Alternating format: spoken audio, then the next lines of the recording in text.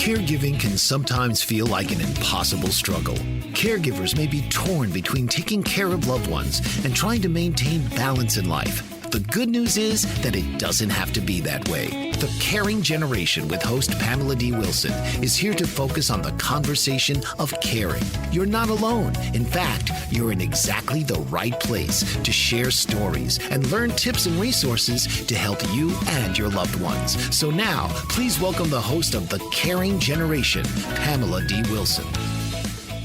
This is Pamela D. Wilson, caregiving expert, speaker, consultant, and guardian of the Caring Generation.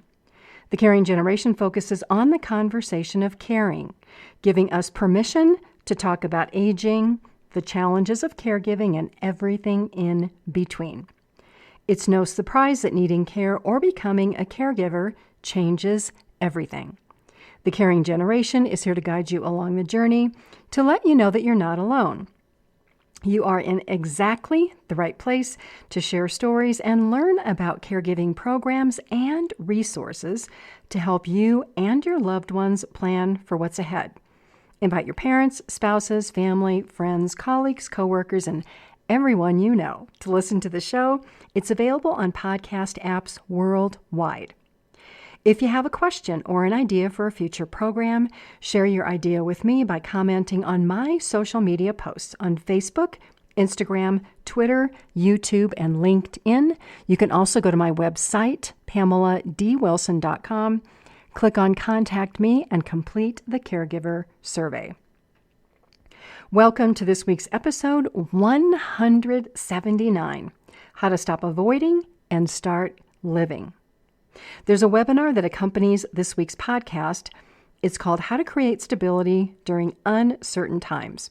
You can watch it on my YouTube channel, Pamela D. Wilson Caregiving Expert, and on the page on my website with this week's show transcript.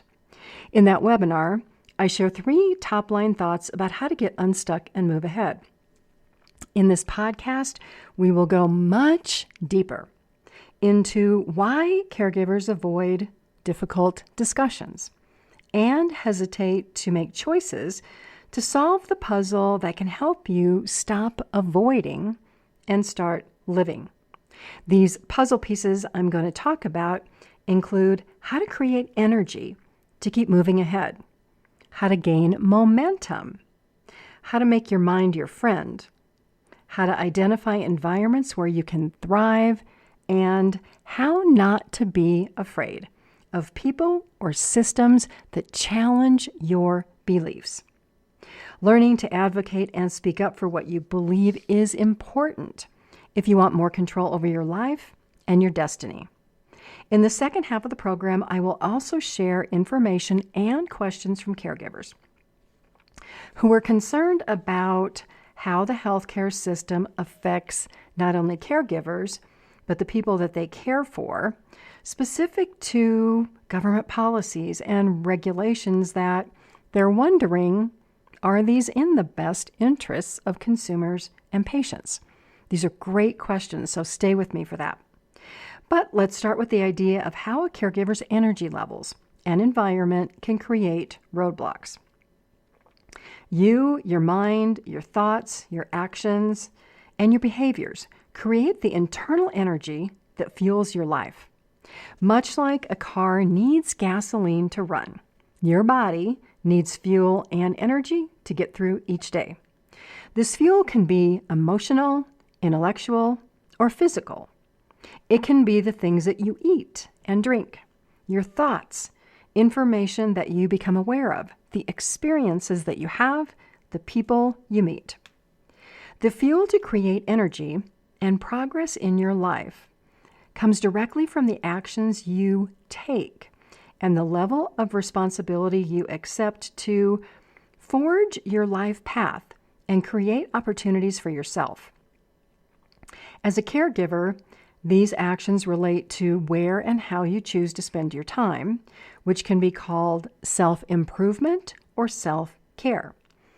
Now, I know caregivers don't like to use the word self-care because there's this belief that self-care is being selfish.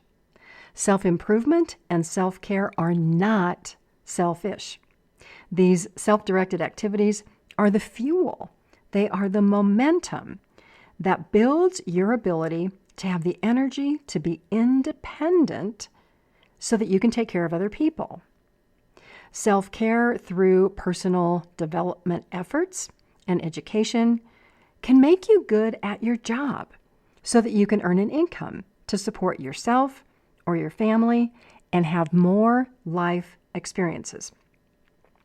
The same personal development and education applies to the skills that are necessary to be a good caregiver. And if you're a caregiver, you know there are a lot of skills that are needed. Caregivers have to know about health, how to interact with healthcare system providers. They have to know how to manage money and be concerned about the financial aspects of how to pay for care. Then there are the legal aspects of managing care and money. None of any of this is taught in school to prepare you for life. My opinion is that it should be. Self-care and survival instincts are with us at birth and when we learn how to stand on 2 feet, walk, talk, eat. The amazing thing is that babies and children see unlimited possibilities in life. They don't know that they can't do things until someone tells them, no, they can't. The more you advance in life, the older you get.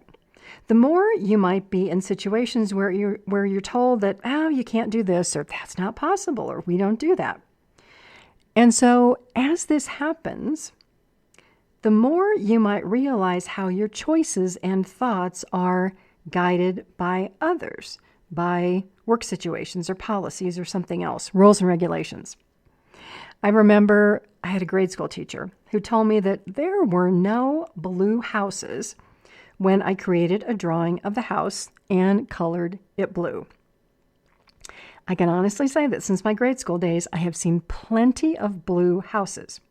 Now, while I listen to people who tell me things are not possible, I do my own investigation to verify whether this is true or not, to figure out if what they're telling me is accurate.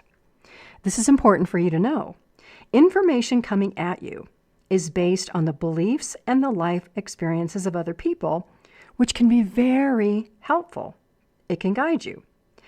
It's also important to understand the context, though, the background of that situation, and any associated motivations for why information is presented the way it is. Now, if you watch TV, you see commercials. They are obviously trying to convince you of something and sell you something. So if you've been around for a while, you know how bits and pieces of information, while accurate alone or in isolation, may be true. But they don't tell you the big picture and everything you need to know to make a good decision. If you want to stop avoiding and start living life, understand context, ask questions, and validate information. This is a very important skill for all caregivers, as is collecting, evaluating, and verifying information. Look at the context of every situation. Ask about the background. Realize that your life is different from the life of another person. What works for them may not work for you. Their beliefs, culture, and family situations may be similar or different from yours, which is why the responsibility is yours to receive information, research, validate information, and then make choices, even if that choice is to break away from what everybody else is doing, because how easy is it to go with the crowd and peer pressure and not think? It's very easy. The exterior environment that you live in, which is the impact of other people and the places where you spend time, that can impact your goals and your accomplishments as a caregiver if you allow that environment to frame or limit your activities. Your family, friends, workplace, and social groups are part of this environment. The thoughts, actions, and behaviors of the people that you spend time with can define who you think you are and even who you want to be. If you want your life to be different, you may need to change your interior, your thoughts, and your exterior environment. who you spend time with, and where you spend your time. So if you feel stuck, take a deep look at your internal and external environment and how you invest in yourself through self-improvement and self-care. I hope you do.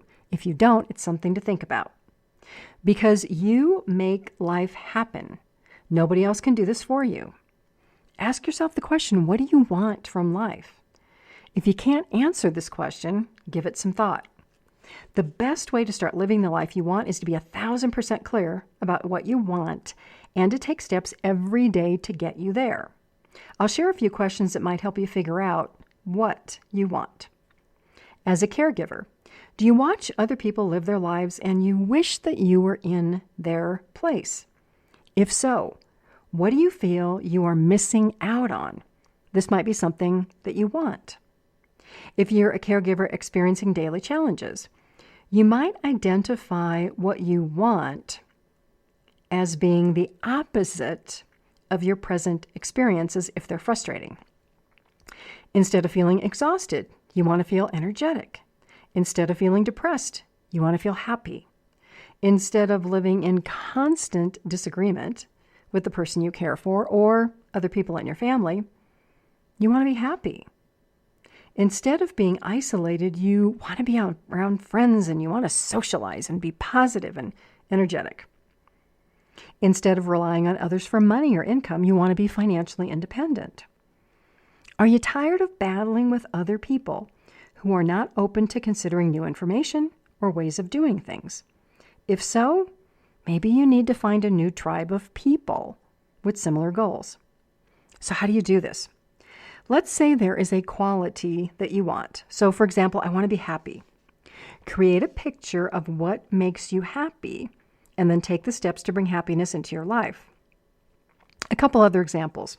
You want a stable job, so you don't want to have to worry about paying for rent or buying food. So you may need to look for another job.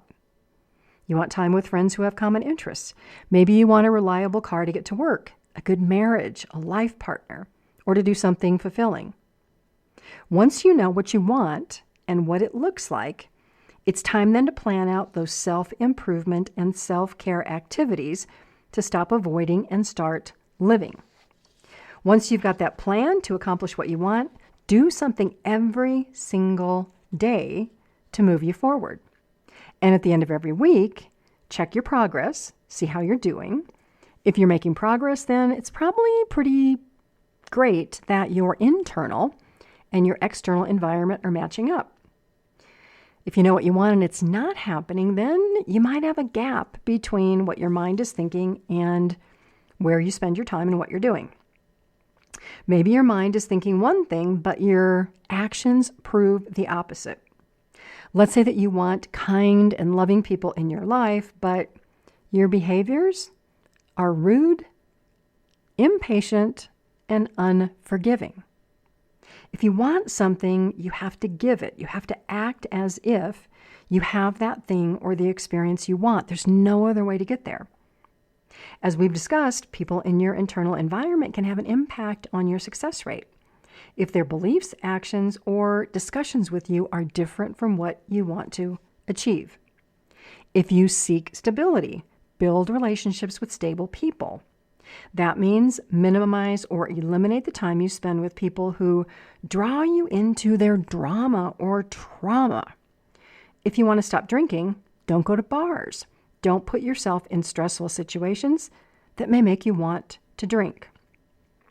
While you don't have to totally cut people out of your life, you can limit the time you spend with people who take you physically, mentally, or emotionally further away from what you want in your life. You just realize that you have different goals, that you want to do different things. This includes, if you're a caregiver, an aging parent, or the person you care for, who may be negative or critical, or honestly, who may drain the life out of you. Some caregiving relationships can be physically and emotionally draining. It's true. Depending on your situation, you may need to limit your time and find other options for the care of that person. If you're a spouse, you may need time to get out of the house and get away to avoid burnout and exhaustion. There's a lot of reasons that caregivers stay in toxic or difficult situations longer than they should. The idea of duty and responsibility can be one of those sticking points.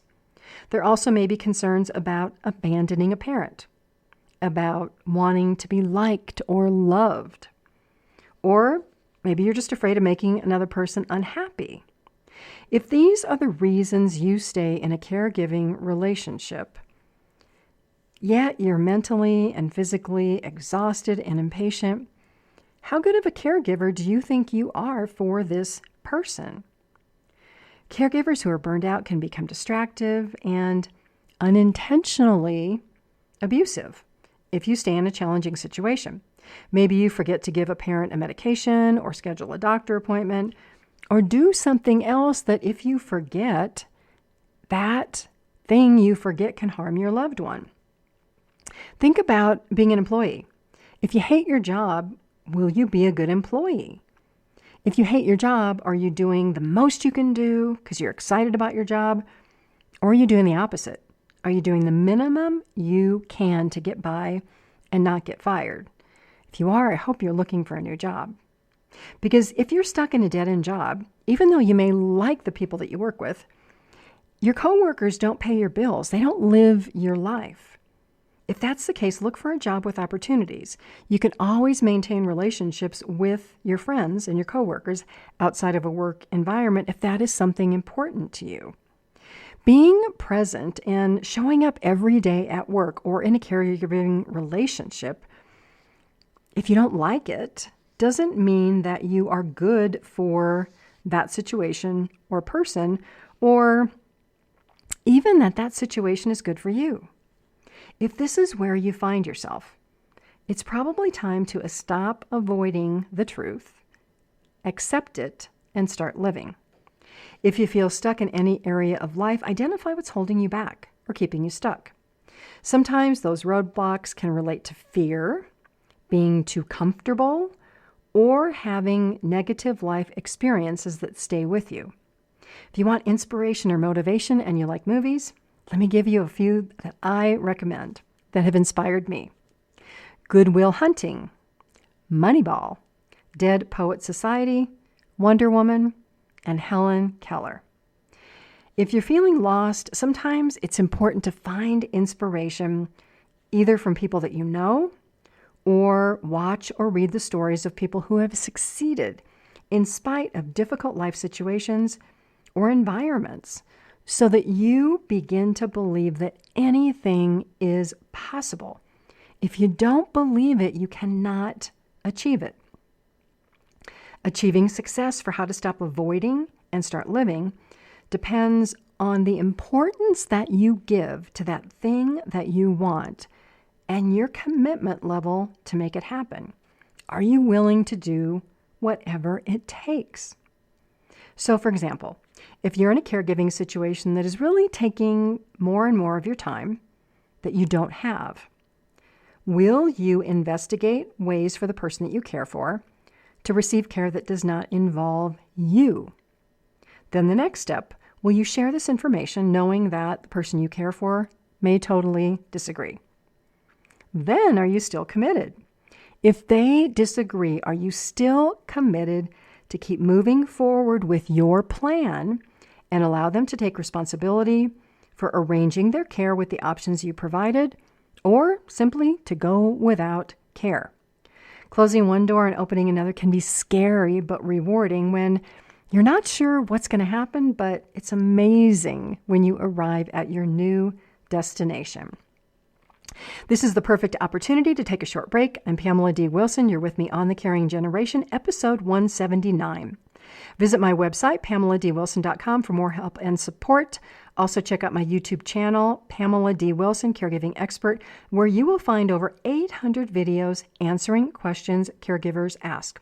Between this podcast, information on my website, my online courses, and my YouTube channel, there's something for everyone, whether you like to listen, read, or watch. Please share my website and all these resources with others you know seeking help, support, and inspiration. Stay with me. I'll be right back.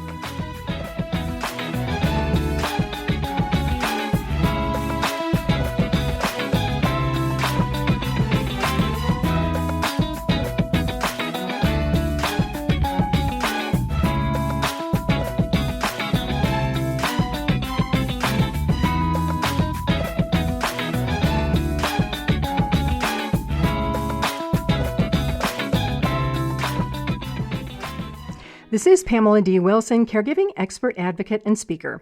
We're back with episode 179 of the Caring Generation podcast series, How to Stop Avoiding and Start Living Life. In this part of the program, we are going to pivot to answer questions from caregivers about the relationship between the government and the healthcare system, how this happens, and the potential effects on caregivers and people who need care. We'll also continue putting together the puzzle pieces of making your mind your friend and challenging the beliefs of the environment and the people you might spend the most time with. There's no doubt that creating a shift in any area of life requires effort, mental and physical. When you take responsibility for being the energy, for creating the energy in your life that supports forward movement, self-care and self-improvement become non-negotiable. Because the longer you neglect pursuing what you want, because you feel responsible for or obligated to another person, the longer you will remain stuck and the more frustrated you might feel. As we discussed earlier, everybody has their reasons for avoiding change and conflict.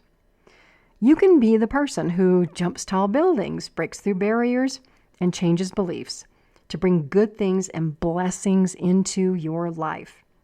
Striking out into new territory can be scary if you grew up or if you're currently in an external environment that tells you that you have to be like everybody else, that you can't be different, that you can't make different choices, that it's just too darn risky. If this is where you are, think about the person or the people in your environment. Do their goals match yours? Are they like you? Do they live by the same rules? Are they doing what they're telling you to do? Is there an equal give and take in this relationship? The world is filled with ordinary people who accomplish amazing things because they're not afraid and they don't avoid hard truths.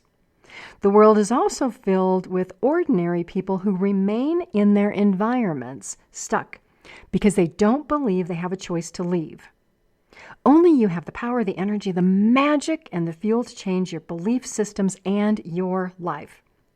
Let's add another puzzle piece to how to stop avoiding and start living by reminding others of their responsibilities instead of the caregiver taking on more and more and more. Personal responsibility means that you accept responsibility for your life, the good, the bad. You don't blame anyone. And more importantly, you don't try to fix other people or solve their problems by yourself. There's no rescuing, changing, or fixing. Instead of taking on the responsibilities of another person, remind them about their power, that they have the skills and the abilities to help themselves. They don't really need you. Well, they may need you a little, but not a lot. Think of your actions as lifting somebody up rather than limiting their abilities and possibilities. Sometimes saying no to a request for help can be the best thing you do for another person, even though saying no might not feel good at the time. When you think about it, good intentions to help another person can have unintended consequences, which we rarely think about because sometimes we just don't know. When caregivers take over responsibilities for an aging parent or spouse, in most cases, what do you think happens? That person who no longer has to do X or Y stops doing these things. They become more dependent on the caregiver. So while being helpful can have a lot of positive aspects, taking away responsibility from another person, decreasing their abilities, and even their self-confidence can have an impact. People who are not encouraged can become discouraged and feel helpless and hopeless. Let's talk about expectations, which is a common issue in caregiving relationships. Expectations are set by the actions of the caregiver. Unfortunately, when a caregiver wants to stop being helpful because of burnout or they want to make another choice, the person who receives the help can be upset by hearing this, especially if there were no conversations about the helping situation being temporary. So what happens is the helpful actions of the caregiver led this person to believe that this help was a forever situation. When options, when plans, when choices, when length of help are not discussed, everybody assumes that everything's okay. Life runs on autopilot until one day this crash occurs that shakes everything up. And I frequently use the United States healthcare system as an example of assumed consent for the government to make the rules that consumers live by. This mostly happens because there's little or no health care, financial planning, caregiver education, or consumer advocacy education in classrooms. Now, one might wonder why, if this education would be helpful for people to manage their health or people who become caregivers. For example, if you're an employee, you might have an employee-sponsored health insurance plan. Usually you have a choice between A or B, so if that's your only choice, why spend any time learning about health insurance or how it works? Until you're sick and have to see the doctor, or somebody you care for has to see the doctor. The healthcare system in the United States is one of the most expensive in the world. Research confirms that we're not making progress toward improving health. At a very basic level, why do you think this is? I realize this might be a difficult question to answer if you're healthy and uninvolved with how the healthcare system works. If you're a caregiver for an aging parent or a spouse or the person who needs care, you may have your own opinions based on the ease or the difficulty of getting care. The healthcare system in the United States, in my opinion, is one of the most expensive because companies don't make money when people are healthy. I'm not alone in my belief that the United States healthcare system prioritizes treatment for sick people, yet on the other hand, it limits access to preventative and regular care services and treatments when these actions negatively impact profit or results. So then let's go one step further to give you more to think about. Everyone assumes that Medicare pays for all health-related care when one is over age 65. This is not true. There's a video on my YouTube channel that talks about this, as well as another podcast. So here's how Medicare came about. On July 30th, 1965, President Lyndon B. Johnson signed the Medicare and Medicaid Act, also known as the Social Security Amendments of 1965, into law.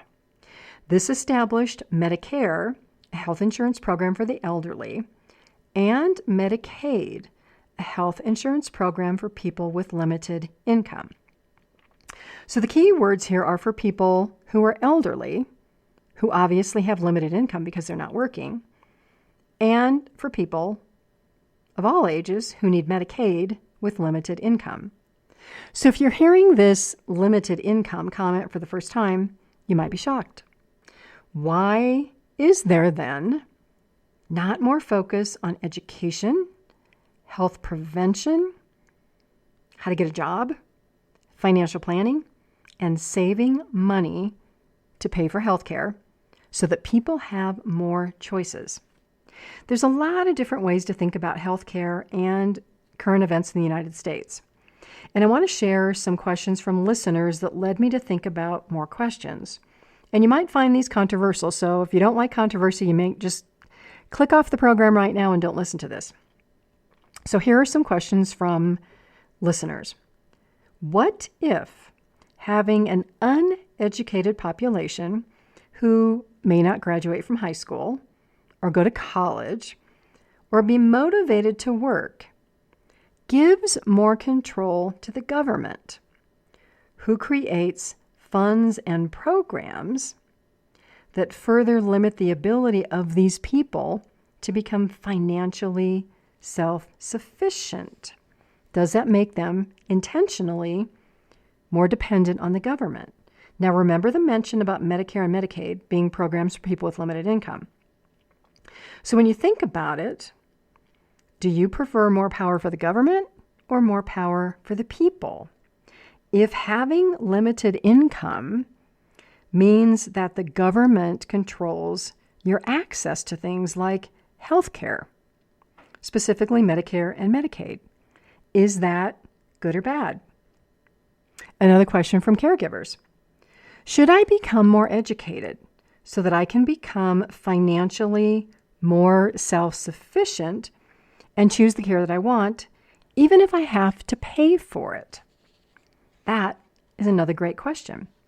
So let me share a statistic from a recent study, and I will place a link to this article in the show transcript on my website so that you can read the entire article.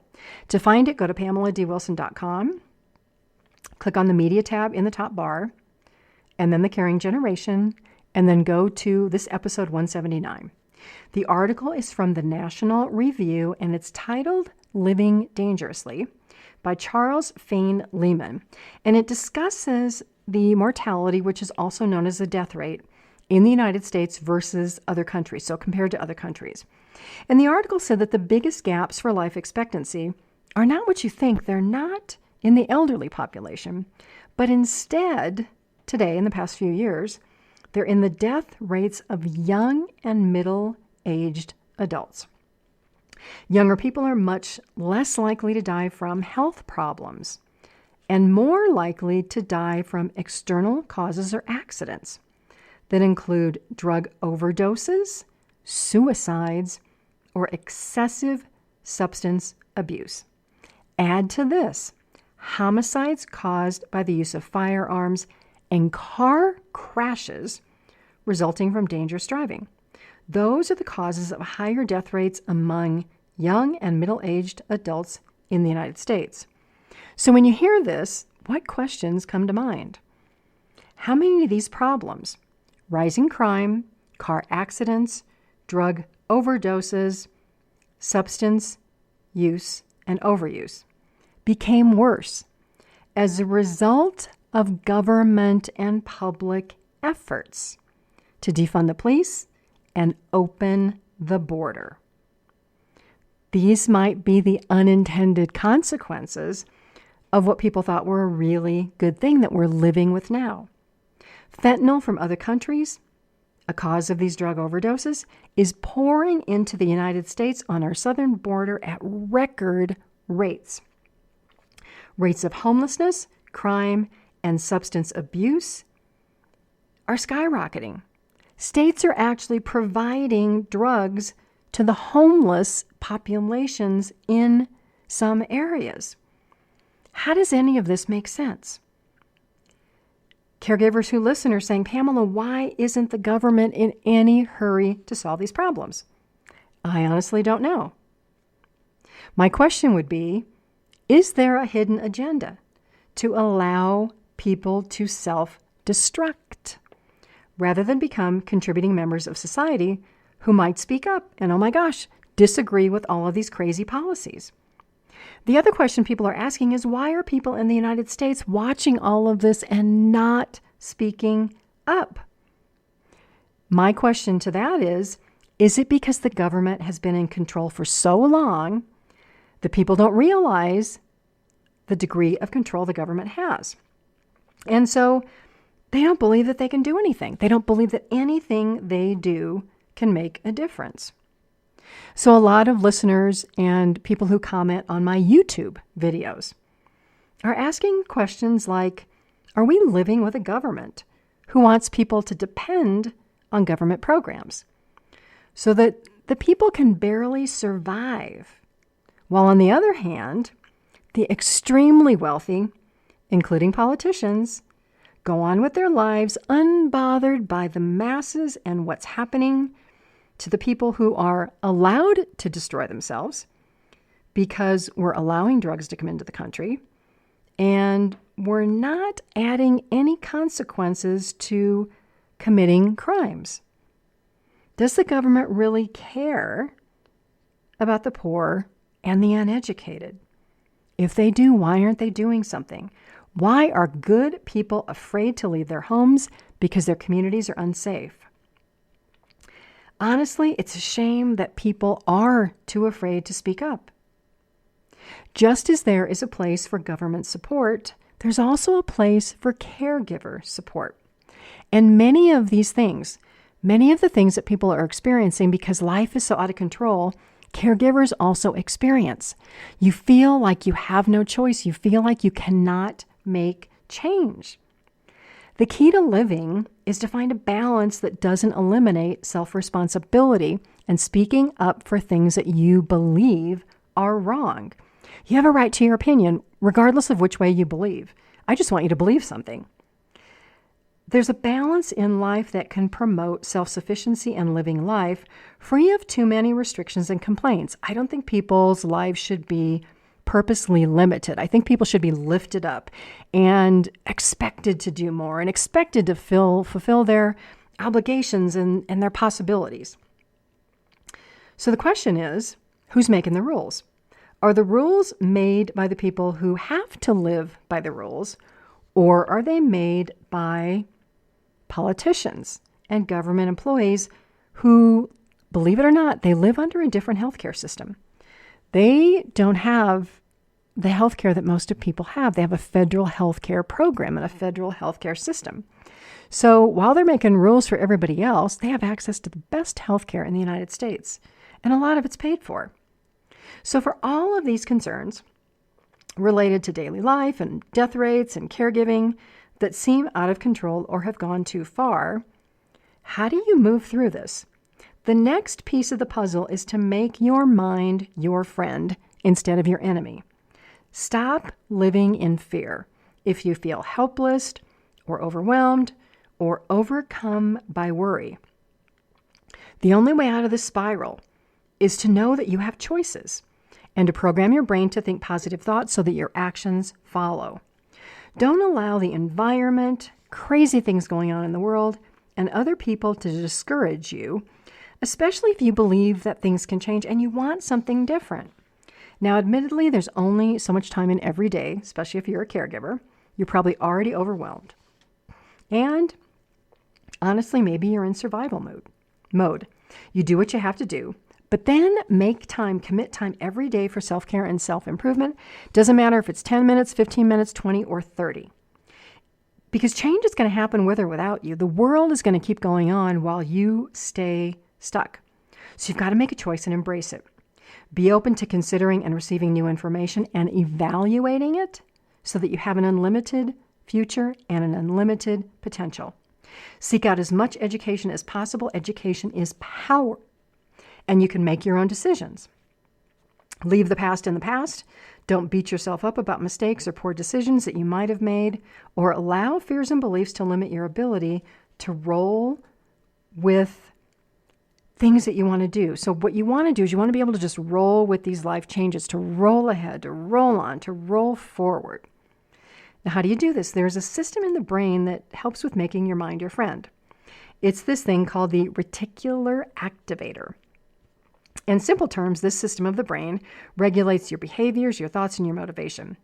A simple example is if you want to learn more about Medicare or Alzheimer's disease because you're caring for somebody. All of a sudden, what happens is your brain starts noticing television commercials. You see articles on the internet. Maybe you read an article in a magazine. Where yesterday you never thought about these things, all of a sudden this information is just coming to you every day. Why? It's more simple than you think. It's because you consciously made a decision. You gave your brain a job to seek out this information instead of filtering out the millions of messages that come to you every day. It's allowing this information that you want about Medicare or Alzheimer's disease to get through. So the cool thing is when you start being curious about how to stop avoiding and start living and give your brain a job to search out information, it will come to you. The help will come to you. The ideas will come to you. But you have to ask your brain every day to send this information to you. Your reticular activator may be exactly the reason that you found this podcast, the exact reason that you are here right now. Because your thoughts train your brain where to place its energy and its focus, and your actions follow. If you think about a subject, again, the reticular activator in your brain is going to go out and find these experiences, and they're going to create them for you. Here's the pro and con. If you believe that people are not helpful, all you are going to find is unhelpful people because that's what you told your brain to do. So instead, seek out and find what you want in life. Good friends, helpful people, a great job, a loving family, support for you as a caregiver, good health, a life filled with peace and happiness and harmony. Taking responsibility will help you achieve these things that probably are not just going to fall into your lap. And last, know as the caregiver or the person who needs care, you're going to run into roadblocks. There are going to be people who will challenge your beliefs or who might dent your confidence, make you doubt your abilities.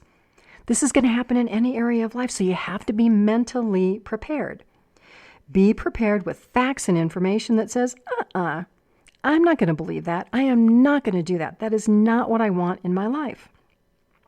Because you know your situation, your abilities, what you want, and the background of the person you care for better than anybody else. So be very careful in allowing others to tell you what to do, especially if it's not what you want, or if your intuition is saying, I don't know about this. Take time to think through decisions if you can. I realize if you're a caregiver, this is not always possible, but if you do your research ahead of time and you have to make a decision in a rush, you are more likely to make a better decision because you've already done some research. You've already completed some groundwork and you have some experience. Being responsible for the care of another person is not easy. If you want to stop avoiding challenges and difficulties and start living, you've got to start the conversation about change, to know what you want, to talk about care for the other person, to make your plan and work your plan. Become that advocate, that inspired person, willing to speak up when things are not right. Be willing to speak up against a healthcare system that can be challenging for consumers and patients. Be the change you want to see. Create the change in your mind. Give your brain a job so that you can create positive experiences that you want in your life. I thank you all for being here. Please check out the other 170 episodes of The Caring Generation and share this podcast with people that you know so that we can extend the support, the education, and the love that so many caregivers and people who need care need. I'm Pamela D. Wilson, a caregiving expert, advocate, and speaker. I look forward to being with you again soon. God bless you all. Sending love to everybody. Sleep well tonight. Have a fabulous day tomorrow and enjoy each day until we are here together again. Tune in each week for The Caring Generation with host Pamela D. Wilson. Come join the conversation and see how Pamela can provide solutions and peace of mind for everyone. Here on Pamela D. Wilson's The Caring Generation.